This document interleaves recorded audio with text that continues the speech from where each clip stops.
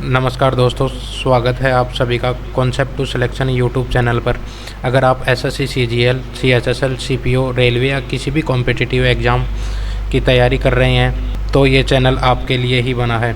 आज से हम मैथ्स मॉक सीरीज़ की शुरुआत कर रहे हैं, लेकिन एक बात याद रखिए, इसे सिर्फ मॉक मत समझिए। हर क्वेश्चन के साथ हम उसका कॉन्सेप्ट, शॉर्ट ट्रिक और एग्ज़ाम में सबसे फास्ट अप्रोच भी सीखेंगे, ताकि आप सिर्फ आंसर ही नहीं बल्कि क्वेश्चन सॉल्व करने का सही तरीका भी सीख सकें। तो बिना किसी देरी के अपना टाइमर और दिमाग दोनों तैयार कर लीजिए और शुरू करते हैं आज का मॉक। पहला क्वेश्चन आपकी स्क्रीन पर दिख रहा है। 16 का क्यूब प्लस 21 का क्यूब माइनस 13 का क्यूब प्लस 108। तो इसे हम फर्स्ट वे में क्वेश्चंस को स्किप भी कर सकते हैं अगर आपको क्यूब याद नहीं है तो। अगर क्यूब याद हैं तो इसका डायरेक्ट आंसर आ जाएगा 16 का क्यूब 4096 प्लस 21 का क्यूब 9261 माइनस 13 का क्यूब 2197 प्लस 108। हम इसे ऐड करेंगे तो 11268। तो इस क्वेश्चन को मैं ईजीएस्ट साइड रखूँगा। और नेक्स्ट क्वेश्चन है, the line y is equal to mx minus 7 passes through 3,14। तो फाइंड m। इसका हमें कॉन्सेप्ट पता है कि जो लाइन जिस पॉइंट से गुजरती है उसकी इक्वेशन उस पॉइंट को सेटिस्फाई करती है। तो हम इस पॉइंट के कोऑर्डिनेट्स को इस लाइन की इक्वेशन में रख कर देखेंगे, इससे m की वैल्यू आ जाएगी। तो y is equal to mx minus 7, तो y is equal to 14 और x की value 3m is equal to 21, तो m इज इक्वल टू 7। इसी में मैं आपको अलग कॉन्सेप्ट बता दूं कि जैसे 2 points x1 y1 and x2 y2 दिए हुए हों तो उससे गुजरने वाली लाइन की slope m y2 minus y1 upon x2 minus x1 and दो लाइन अगर परपेंडिकुलर हों तो उनकी slope m1 m2 is equal to -1, और अगर दो लाइन पैरेलल हो तो m1 is equal to m2, slope दोनों की इक्वल होगी। नेक्स्ट क्वेश्चन है वही जियोमेट्री से कि एक साइकिल के पहिए की त्रिज्या 28 सेंटीमीटर है। एक चक्कर के 5वें हिस्से में उसकी परिधि का कितनी प्रतिशत भाग तय होगा। इसमें आपको घुमाया गया है दोस्तों, और कुछ नहीं है कि इसमें डायरेक्ट 1/5 पार्ट पूछा है, तो हम डायरेक्ट परसेंटेज से भी कर सकते हैं कि टोटल सरकमफेरेंस 100% और 1/5 पार्ट हो जाएगा 20%। तो हमें निकालने की ज़रूरी नहीं है, डायरेक्ट आंसर 20%। इसी में मैं आपको कुछ कॉन्सेप्ट्स ऐड करके बताऊंगा कि जैसे कि किसी सर्कल की रेडियस 7 है तो आपको याद रखना है उसकी सरकमफेरेंस और एरिया। सरकमफेरेंस होगी 44 और एरिया होगा 154 सेंटीमीटर स्क्वायर। अगर यदि रेडियस 7 का मल्टीपल आ गई किसी भी क्वेश्चन में तो सरकमफेरेंस हो जाएगी 44 का मल्टीपल और एरिया हो जाएगा 154 का के स्क्वायर होगा। जैसे कि इसी क्वेश्चन को देख सकते हैं हम कि रेडियस दे रखी है 28 सेंटीमीटर, तो ये हो गई मल्टीप्लाई बाई 4। तो इसकी सरकमफेरेंस हम डायरेक्ट निकाल सकते हैं 44 इंटू 4 और एरिया हो जाएगा 16 इंटू 154। चलिए नेक्स्ट क्वेश्चन पर। फोर्थ क्वेश्चन है कि a tyre has outer radius 12 centimetre and inner radius 8 centimetre. What is the approximate ratio the has tyres area to the whole outer circle. Ratio पूछा है इसमें area का, तो हम पहले तो टायर का एरिया निकाल लेते हैं, पाई इंटू बाहरी सर्कल की रेडियस माइनस इनर सर्कल की रेडियस। तो इस capital R is equal to 12 centimetre है और small r is equal to 8 centimetre है। तो इसका एरिया हो जाएगा pi into 144 minus 64 pi into 80। और अब निकाल लेते हैं बाहरी सर्कल का एरिया।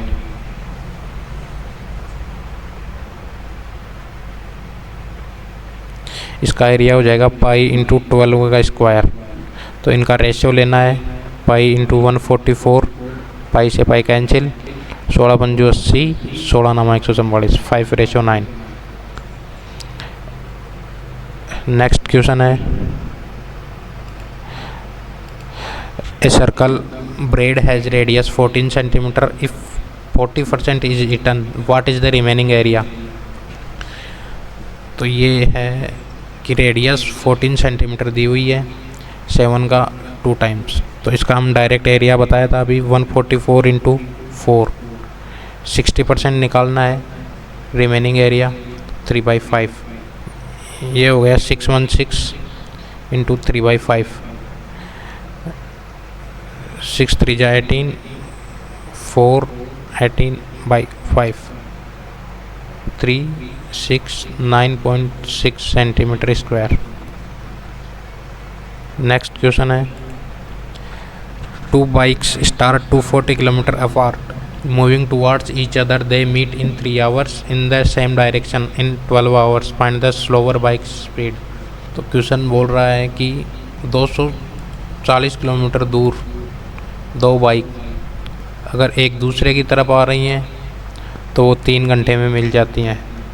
तो एक दूसरे की तरफ आने पर रिलेटिव स्पीड हो जाएगी x + y, 3 hours। तो x + y = 80, और यही एक दूसरे से दूर जा रही है तो 240/x - y relative speed, time दे रखा है 12 आवर, तो x - y = 20। तो मैं आपको एक कंसेप्ट बता देता हूँ कि अगर a + b बराबर कुछ दिया हुआ हो और a - b बराबर कुछ दिया हुआ हो तो बड़े और छोटे की वैल्यू डायरेक्ट हम निकाल सकते हैं। जैसे ये x हो और y हो तो a = x + y/2 और b = x - y/2। यही लगाते हुए कि धीमी बाइक की गति निकालनी है तो y 80 - 20/2 बराबर 30 किलोमीटर पर आवर।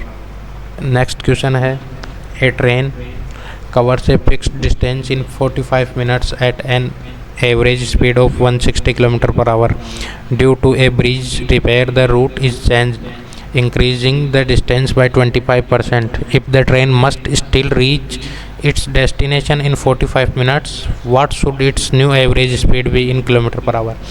इस क्वेश्चन में आप देखोगे तो हमें टाइम कांस्टेंट दिया गया है, तो इसलिए हम फॉर्मूला जानते हैं। टाइम कांस्टेंट दिया हुआ है तो डिस्टेंस का रेशियो ही सेम स्पीड का रेशियो हो जाएगा। तो डिस्टेंस बढ़ रही है 25% + 1/4, 4 5 का रेशियो है डिस्टेंस का, तो यही स्पीड का रेशियो हो जाएगा। पहले की स्पीड दी हुई है 4 की वैल्यू 160 km/h, 40 गुणा, तो ये भी मल्टीप्लाई बाई 40, 200 km/h स्पीड करनी पड़ेगी। चलिए नेक्स्ट क्वेश्चन पर। क्वेश्चन बता रहा है कि 3 pipes P, Q and R can fill a tank in 10, 15 and 30 hours respectively. All 3 pipes are opened together for 1 hour. Then pipe R is closed. How much time will it take for pipes P and Q to completely fill the tank? दिया हुआ है P, Q, R 3 pipe हैं। P 10 घंटे, Q 15 घंटे और R 30 घंटे लेता है। तो हम ऐसे क्वेश्चंस में इनका एलसीएम मान लेते हैं कैपेसिटी टैंक की। 10 15 30 का एलसीएम हो गया 30, तो इसकी एफिशिएंसी आ गई 3, क्योंकि 2 और आर की 1। पहले घंटे में तीनों पाइप ओपन है तो तीनों की हो जाएगी 3 + 2 + 1, मतलब कि 6 यूनिट्स टैंक फिल हो गया 1 आवर में। तो बचा कितना 24 यूनिट बटे अब पी और क्यू भरेंगे दोनों, तो पी और क्यू की हो गई 5 एफिशिएंसी। तो टाइम कितना लगेगा 4 सही 4/5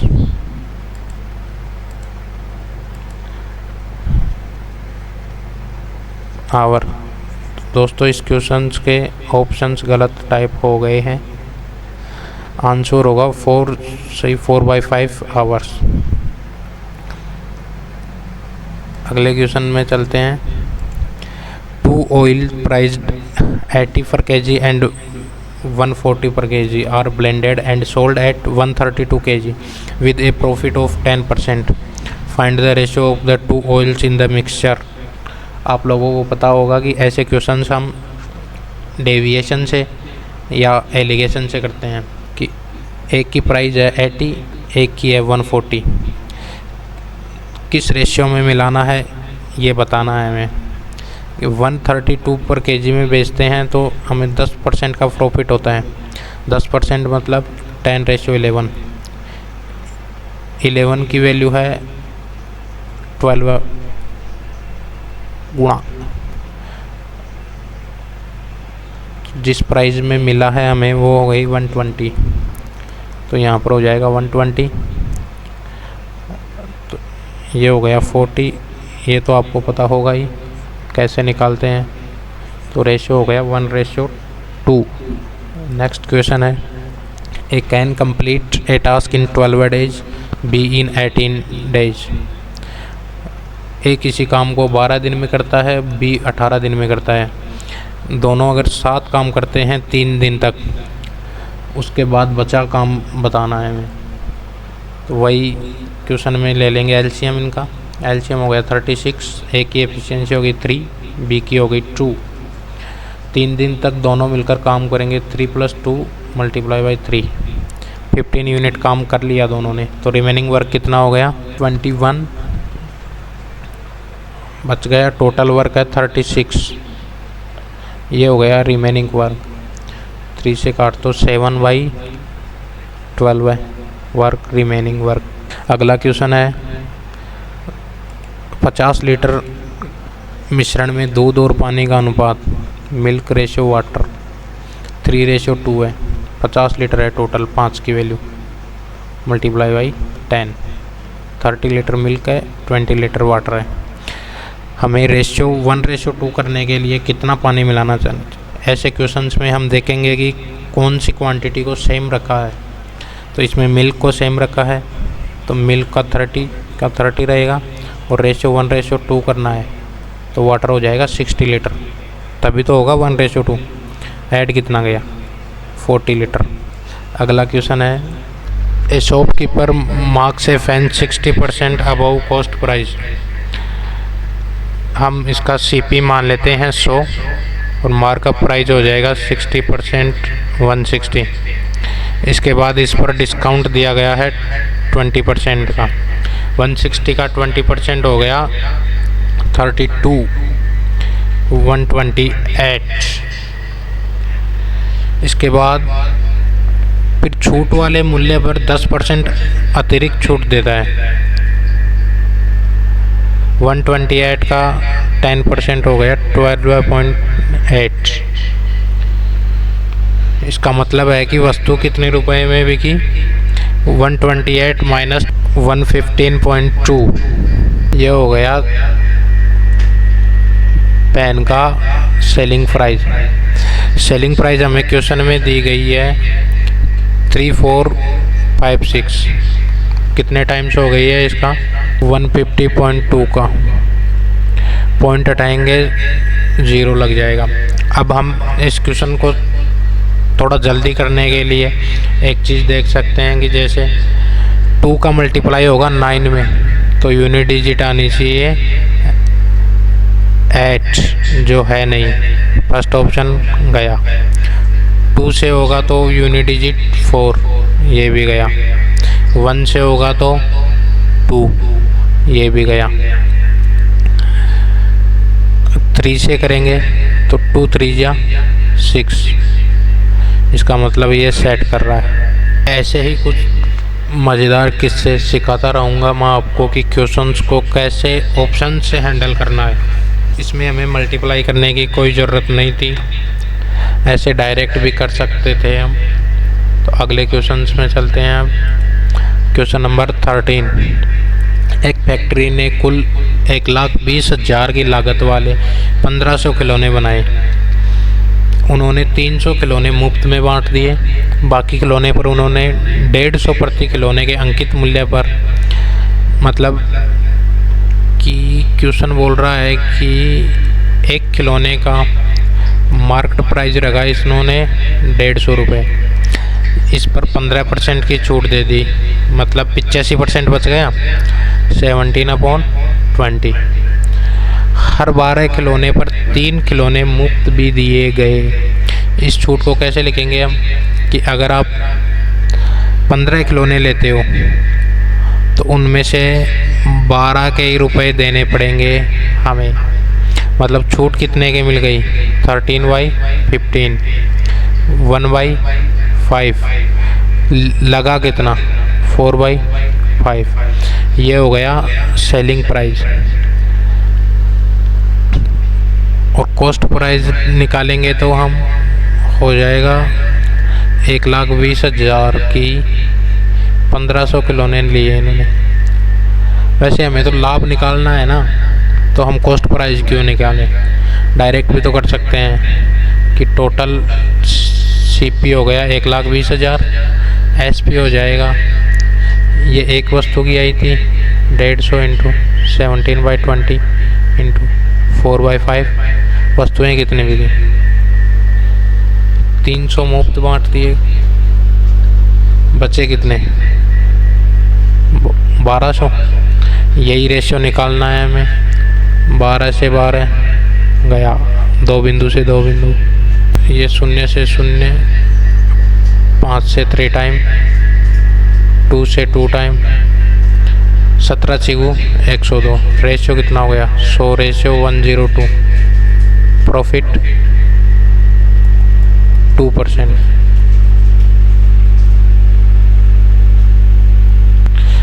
तो ऐसे ही हम इस क्वेश्चन में अगर सीपी निकालने लग जाते हैं तो कितना एक्स्ट्रा टाइम लग जाता। नेक्स्ट क्वेश्चन है कि एक दूध वाले ने 30 लीटर दूध 40 प्रति लीटर और 20 लीटर दूध 55 प्रति लीटर की दर से खरीदा।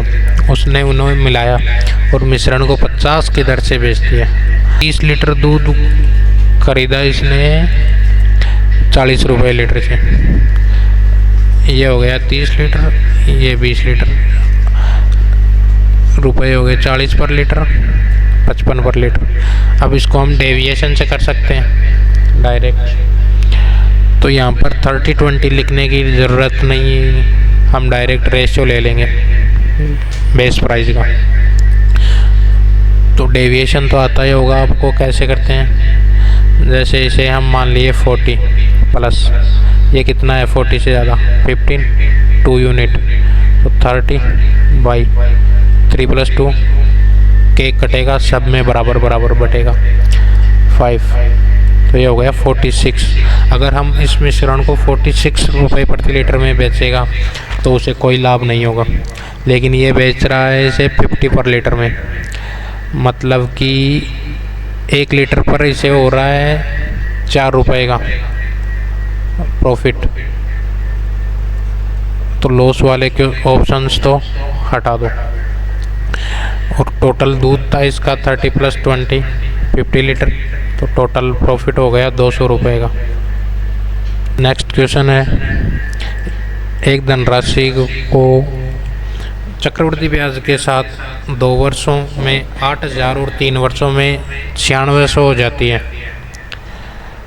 तो इसका हमें निकालना है कि मूल राशि कितनी थी। इसमें हम देखेंगे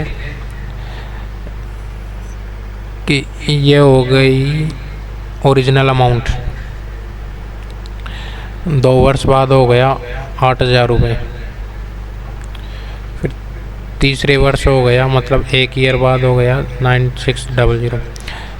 यहाँ से ब्याज कितना मिला एक साल में, 1600 रुपये, कितने पर, 8,000 पर, इंटू 100, ये हो गई आर, रेट ऑफ इंटरेस्ट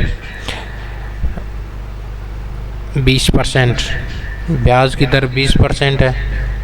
तो हमें अब देखेंगे कि मूल राशि 2 साल में 20% प्रतिवर्ष चक्रवर्ती ब्याज की दर से 8,000 हो गई, तो 20% की चक्रवर्ती ब्याज दर 2 वर्षों का कितना होगा, ऐसे निकालते हैं हम, फॉर्मूला तो याद होगा कि x plus y plus x y upon 100, तो 20 का हो गया 44%। ये तो हमें डायरेक्ट याद रखना है। तो 44% का मतलब हो गया कि 144% की वैल्यू है 8000। 100% की वैल्यू निकालनी है हमें। 8000 बटा 144 गुणा 100, इसे आप सॉल्व करेंगे 5555.5555 ऐसे ही चलता रहेगा। तो ऑप्शन हो जाएगा इसका कौन सा सबसे क्लोज आंसर है, 5556। नेक्स्ट क्वेश्चन है, if an investment triples in 6 years with compound interest, how many years will it take to become 27 times the original amount. Compound interest में चलता है पावर में। जैसे बोल रहा है कि कोई राशि 6 साल में 3 गुना हो जाएगी, 6 years में 3 times, 27 times सही है। तो चक्रवर्ती ब्याज हमेशा पावर में चलता है, तो 3 की पावर 3 हो गया ये, तो इधर हो जाएगा मल्टीप्लाई 6 × 3, 18 years में हो जाएगा 27 times। तो इसका आंसर हो गया 27। ऐसे ही इस क्वेश्चन में अगर जैसे 81 times पूछता तो हो गई 3 की पावर 4, तो उधर हो जाता 6 × 4 years में। 17 नंबर, 12 लाख का 12%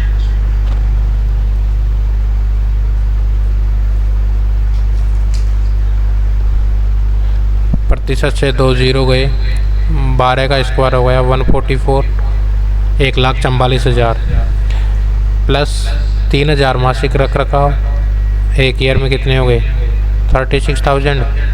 इनको ऐड करेंगे तो ये टोटल खर्चा हो गया 1 साल का, ये हो गया 1,80,000 12 मंथ में। वार्षिक किस्त कितनी आ जाएगी, डिवाइड करेंगे 12 से, 15,000। ये हो गया मासिक किराया जो पूछा गया है क्वेश्चन में, बी ऑप्शन। 3 नंबर, 17 संख्याओं का औसत है 90। पहली 7 संख्याओं का औसत है 85। संख्याओं का औसत है 85 से 20% ज़्यादा, 20% हो गया 85 का 17, मतलब 102। संख्याओं में हमें रिलेशन दिया गया है 15वीं 16वीं 17वीं संख्या।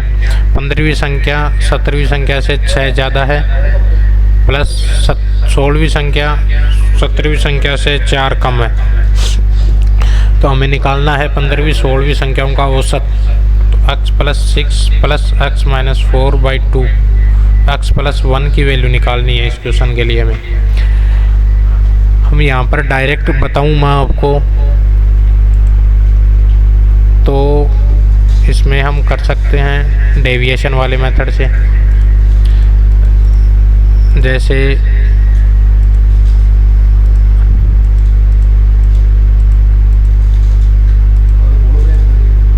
जैसे इन संख्याओं में का डेविएशन कितना हुआ, -5,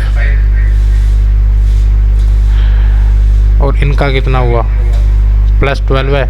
7 संख्याओं का -5 का मतलब 35, और +12 का मतलब +84। ओवरऑल डेविएशन कितना हो गया 9, ज़्यादा है ये। तो इन 3 संख्याओं का एवरेज 90 से डेविएशन 49 कम होगा।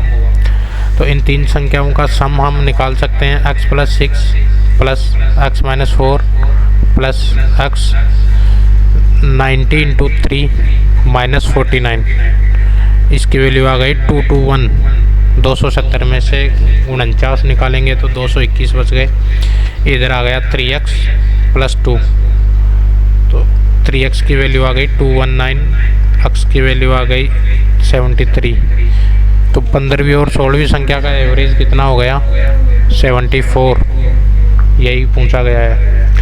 ये आपको मेथड थोड़ा डिफरेंट तो लगेगा, लेकिन इस मेथड से हम क्वेश्चंस को बहुत जल्दी कर सकते हैं, क्योंकि अगर इसमें डायरेक्ट मल्टीप्लाई सम निकालेंगे हम तो गुणा करने में, सम करने में, सब्ट्रैक्ट करने में टाइम लग सकता है। इसलिए deviation method is best option. अगला क्वेश्चन है 50 से 200 के बीच 7 से विभाजित सभी पूर्ण संख्याओं का औसत ज्ञात कीजिए। अभी मैं आपको बता दूं कि 1 से लेकर n तक संख्याओं का औसत निकालेंगे हम।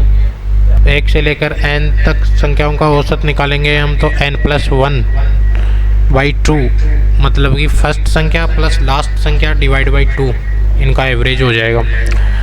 तो हम 50 से जस्ट बड़ी 7 से डिविजिबल संख्या निकालेंगे तो 56, और यही जैसे कि 200 को डिवाइड करेंगे हम 7 से, 4 रिमाइंडर बचता है, तो इसका मतलब 196 पूरी डिविजिबल होगी। ये संख्याओं की सीरीज हो गई 56 से लेकर 196 तक 200 के।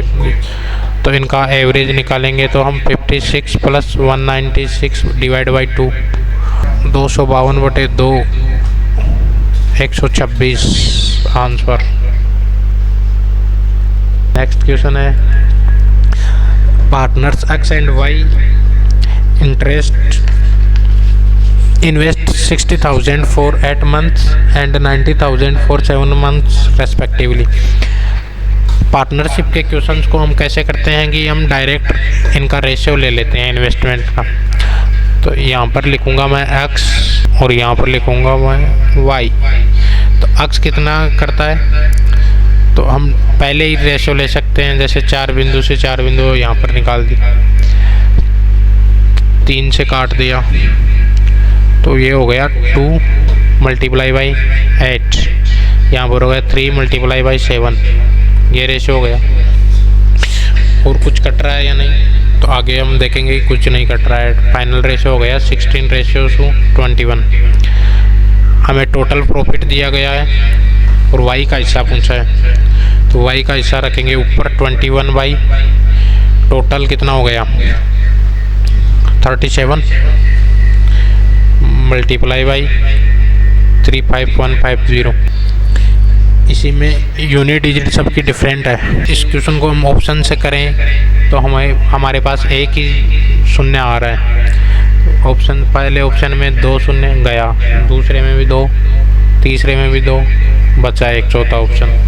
पूरा क्वेश्चन सॉल्व करने की ज़रूरत ही नहीं है। इस क्वेश्चन को हम डायरेक्ट ऑप्शन से भी कर सकते थे, और आप पूरा करना चाहो तो मल्टीप्लाई करके पूरा भी निकाल सकते हैं, लेकिन क्यों इतनी मेहनत क्या ही करनी, अलग क्वेश्चंस में देंगे ना इतना टाइम। नेक्स्ट क्वेश्चन है, ये भी वैसे देखे तो पार्टनरशिप का ही हो सकता है। उसी का है कि अनिल ने 1 लाख के साथ एक व्यवसाय शुरू किया। 6 महीने बाद सुनील जुड़ता है 1.5 लाख के साथ। अगले 3 महीने बाद रवि जुड़ता है 2 लाख के साथ। इसी में हम पहले रेशियो ले लेते हैं। अनिल, सुनील, रवि, ये जुड़ता है 1 लाख के साथ 12 महीने। ये देता है अपने 1.5 लाख 6 महीने, और अगले 3 महीने बाद मतलब कि 9 महीने बाद 3 महीने देता है 2 लाख रुपए रवि। हमें रवि का हिस्सा पूछा गया है, तो हम जो कट रहा है उसको काट लेंगे।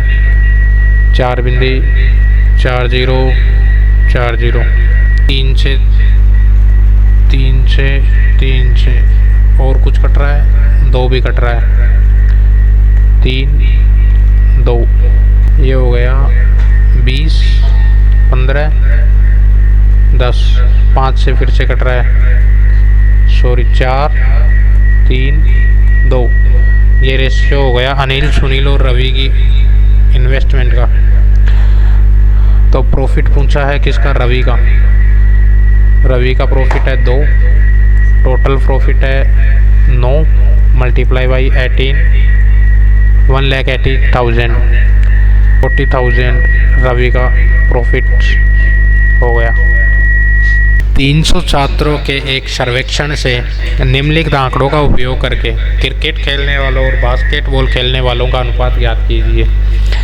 तो हमें दिया गया है कि 80 बंदे क्रिकेट और बास्केटबॉल दोनों खेलते हैं। तो इसका हम वेन डायग्राम से कर सकते हैं। जैसे ये हो गया क्रिकेट के लिए, ये बास्केटबॉल के लिए। 80 तो दोनों खेलते हैं। ओनली क्रिकेट खेलते हैं 90 बंदे, ओनली बास्केटबॉल खेलते हैं 70 और कुछ नहीं खेलते, मतलब ये टोटल है। इसमें से 60 कुछ नहीं खेलते। तो बोल रहा है कि क्रिकेट खेलने वाले और बास्केटबॉल खेलने वाले का अनुपात। क्रिकेट खेलने वाला हो गया 90 + 80 और बास्केटबॉल वाले भी 70 + 80। 90 + 80 170, 70 + 80 150। रेशियो कितना हो गया? 17/15। B option. नेक्स्ट क्वेश्चन है, तो यहीं पर पहले तो करेंगे हम इसे सिंप्लीफाई। जैसे ये हो गया 21 + 4 25/7 divide by 5/2 minus 38/7 plus 27/8। Of का मतलब मल्टीप्लाई 16/3। 8 से 16 दो बार, ये कट गया और ये मल्टीप्लाई में करेंगे तो 2/5 हो जाएगा। 5 से 5 कट गया। ये हो गया 10/7 माइनस 38/7 प्लस 18। ये हो गया माइनस का 28/7 प्लस 18 4। आंसर बच गया 14। नेक्स्ट क्वेश्चन है, इसे भी सिंप्लीफाई करना है। ये भी सिंप्लीफिकेशन का क्वेश्चन है। 17/5 प्लस 4.9 प्लस 2.1, इन्हें ऐड करेंगे तो ये हो गया 7 और 17/5 हो गया 3.4 10.4। इसमें आपको पेन तक उठाने की ज़रूरत नहीं थी। नेक्स्ट क्वेश्चन है, बिन को बढ़ते क्रम में व्यवस्थित करना है। बढ़ता क्रम मतलब असेंडिंग ऑर्डर, पहले छोटा फिर उसके बाद बड़ा बड़ा बड़ा बड़ा। तो 4/7 कितना हो गया? 0.571। 2/5 हो गया 0.4। 5/8 हो गया 0.625 और 4/9 हो गया 0.4444। तो इनमें से सबसे बड़ा कौन सा है? 0.625, ये आएगा लास्ट में। तो ऑप्शन ए गया, ये बच गए। उसके बाद इससे छोटा कौन सा है? 0.571। 4/7 आएगा 2 नंबर पर, ये गया, ये बच गए। इसके बाद है 0.444 4/9 4/9 2/5 बी ऑप्शन। तो इसी के साथ हमारा मॉक टेस्ट होता है कंप्लीट। और मैं क्वेश्चन वाइज देखूं इसमें कि कितने क्वेश्चन डिफ़िकल्ट हैं, कितने क्वेश्चन इजी हैं। तो फर्स्ट क्वेश्चन को मैं रखूँगा इजीएस्ट साइड, सेकंड क्वेश्चन को भी इजी, थर्ड क्वेश्चन को भी इजी, फोर्थ क्वेश्चन भी इजी। फर्स्ट वे में कर सकते हैं इजीली 30 से 35 सेकंड में। पांचवा क्वेश्चन भी इजी, छठवा क्वेश्चन भी इजी, सातवां क्वेश्चन भी इजी, आठवां क्वेश्चन भी इजी, नौवां क्वेश्चन भी इजी, 10वां क्वेश्चन भी इजी, 11वां भी इजी, 12वां भी। इसे लास्ट के लिए छोड़ सकते हो एक क्वेश्चन। 13वां भी लास्ट के लिए छोड़ सकते हो। 14वां इजी, 15वां इजी, 16वां इजी, 17वां इजी, 18वां लास्ट के लिए छोड़ सकते हो। 19वां इजी, 20वां इजी, 21वां इजी, 22वां इजी, 23वां इजी, 24वां इजी, 25वां इजी। इसका मतलब इस टोटल मॉक में मुझे 3 ही क्वेश्चन ऐसे लगे जो सेकंड अटेम्प्ट में कर सकते थे आप। 22 क्वेश्चन फर्स्ट अटेम्प्ट में करने वाले थे। और अभी आपको सरप्राइजिंगली मैं बता दूं कि ये मॉक टेस्ट कम्प्लीटली 12 सितंबर 2025 CGL की फर्स्ट शिफ्ट का पेपर है। चलो अब क्लास को हम करते हैं एंड आज का मॉक यहीं समाप्त होता है। मुझे उम्मीद है कि आज आपने सिर्फ क्वेश्चंस ही सॉल्व नहीं किए होंगे बल्कि उनके कॉन्सेप्ट और शॉर्टकट्स भी अच्छी तरह समझे ही होंगे। अपना स्कोर कमेंट सेक्शन में ज़रूर बताएं और ये भी बताएं कि आज का सबसे टफ क्वेश्चन कौन सा लगा आपको और उसका सॉल्यूशन कैसा लगा। अगर वीडियो पसंद आई हो और आप ऐसे ही एग्ज़ाम ओरिएंटेड मॉक्स और कॉन्सेप्ट वीडियोज़ देखना चाहते हैं तो चैनल कॉन्सेप्ट टू सिलेक्शन को सब्सक्राइब कीजिए, वीडियो को लाइक कीजिए और हाँ दोस्तों, अपना स्कोर ज़रूर कमेंट करके बताना। मिलते हैं अगले मॉक में एक नए कॉन्सेप्ट और एक नई लर्निंग के साथ। तब तक के लिए जय हिंद।